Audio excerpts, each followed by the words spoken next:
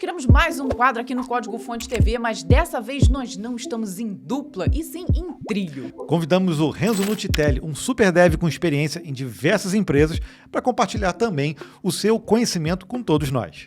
E o quadro é o Absolute Path, uma constante na sua carreira, criado para te ajudar a passar em entrevistas técnicas, negociar salários, receber e dar feedbacks, fazer networking e tudo mais que os melhores devs fazem. Então vamos continuar explorando o tema entrevista técnica, só que dessa vez vamos mais a fundo em mais duas estruturas de dados, os conjuntos e os maps, com dicas de quando usar ou não usar essas estruturas e até de como explicar por que você optou por uma delas para o recrutador, quando estiver sendo avaliado.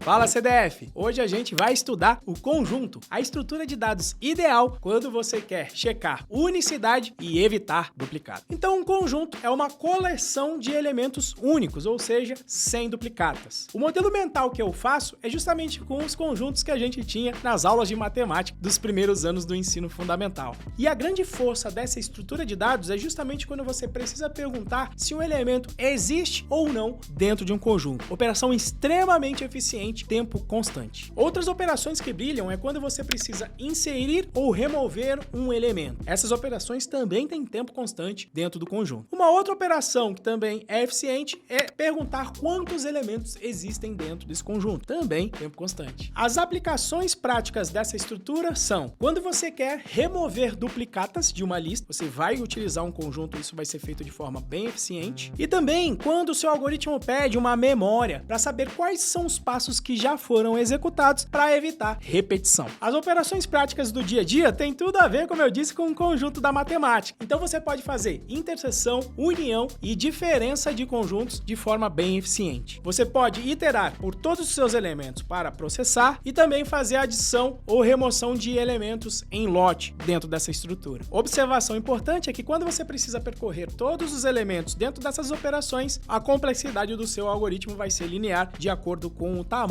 dessa operação. Quando você não deve utilizar o conjunto? Normalmente o conjunto ele não é indexado, o que significa que se você precisa de uma ordem específica, você não deve utilizar o conjunto. E também se você quiser fazer acesso por posição do elemento, isso não vai fazer sentido dentro de um conjunto, você precisa utilizar outra estrutura de dados mais adequada. Então essa estrutura é sempre utilizada quando você tem a seguinte pergunta a ser respondida: esse elemento existe ou não? Então as dicas para a entrevista: justifique sempre o uso da sua estrutura de dados. Eu vou utilizar conjunto porque eu vou remover as duplicatas de maneira eficiente, ou vou pesquisar por este elemento e vou ter a resposta em tempo constante. Tente também já antecipar os gargalos. Nossa, eu tô vendo que nessa solução eu vou precisar acessar os elementos pelo seu índice, então eu não vou poder utilizar um conjunto porque ele não é indexado. Por isso eu recomendo fortemente que você exercite, faça exercícios que peçam justamente a solução desses problemas de deduplicação de dados, que você precise visitar vários passos e manter a memória sobre isso. Por conta disso, eu recomendo fortemente que você pratique fazendo exercícios, principalmente esses que pedem a deduplicação dos seus dados, verificação de visitados ou não e essas operações de conjunto mais tradicionais. Fazendo isso, eu tenho certeza que você vai arrasar no seu próximo processo de entrevista técnica.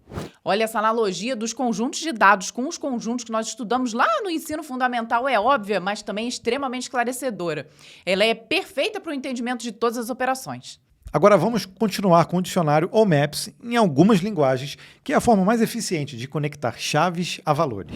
O mapa é uma estrutura que conecta um valor único, chamado de chave, a um determinado valor. O modelo mental é que eu tenho um índice de termos para determinados valores. Exemplo, imagine que você tem uma lista de frutas por nome que você quer conectar ao seu respectivo valor unitário. A grande força dessa estrutura de dados estão nas operações extremamente eficientes e em tempo constante. São elas a acesso por chave, remoção por chave, saber se existe uma determinada chave ou não dentro do seu mapa e também perguntar o número de elementos dentro dessa estrutura. Duas aplicações práticas bem importantes para você saber para o seu processo de entrevista técnica. Extremamente útil para você contar a frequência de elementos dentro de uma coleção, como por exemplo, contagem de caracteres dentro de uma string. Outro uso importante é quando você usa um cache simples, ou seja, dado um determinado valor, eu já vou te entregar um resultado memorizado dentro dessa estrutura do dicionário. dicionário do meu mapa. Operações úteis no dia a dia, mas que já não tem tempo constante, você pode iterar tanto pelas chaves, tanto só pelos valores, ou também pelos chamados itens, que é justamente esse par, chave e valor. Atualizações em lote, como mesclar pares de outra fonte, de outro dicionário. Observação aqui é que normalmente você vai ter que percorrer todos os elementos para executar essas operações, portanto vai ter tempo linear. Quando evitar o uso dessa estrutura? A natureza do dicionário não possui uma ordem, portanto você não consegue acessar valores através da posição dos seus índices. Em muitas linguagens, nem mesmo a ordem de inserção de elementos é respeitada. Portanto, não utilize um mapa se você tem dependência da ordenação dos seus elementos dentro da estrutura. Então a regra ideal de utilização de dicionário é quando você quer criar relacionamentos, ou seja, dado uma chave, você quer chegar em um determinado valor. Então a dica para a entrevista é demonstrar esse conhecimento. Por exemplo, olha, eu vou utilizar aqui um mapa porque eu vou conseguir fazer o acesso e busca por chave em tempo constante, além de poder adicionar e remover elementos também em tempo constante. E também antecipar os gargalos. Olha, eu tô vendo que aqui na minha solução eu vou depender da ordem dos meus elementos. Por conta disso, eu não vou poder utilizar um dicionário porque não é a estrutura que eu possa depender de ordenação. Eu posso te afirmar que dicionário é uma estrutura de dados bem frequente nos processos de entrevista técnica. Inclusive, quando eu estava fazendo processos para o exterior, em particular para a Europa, fatalmente sempre caía como primeiro exercício do Live Code justamente a contagem de frequência de caracteres que eu já mencionei aqui nesse vídeo. E foi justamente ter essa base forte que me permitiu passar nesses processos seletivos de empresas como Google, Facebook e Red Hat. Portanto, eu recomendo fortemente que você exercite esse problema específico da frequência de elementos, assim como também na transformação de elementos de listas para dicionários. Fazendo isso, eu tenho certeza que você vai arrasar no seu próximo processo seletivo. Então é isso, CDF. Grande abraço e até a próxima.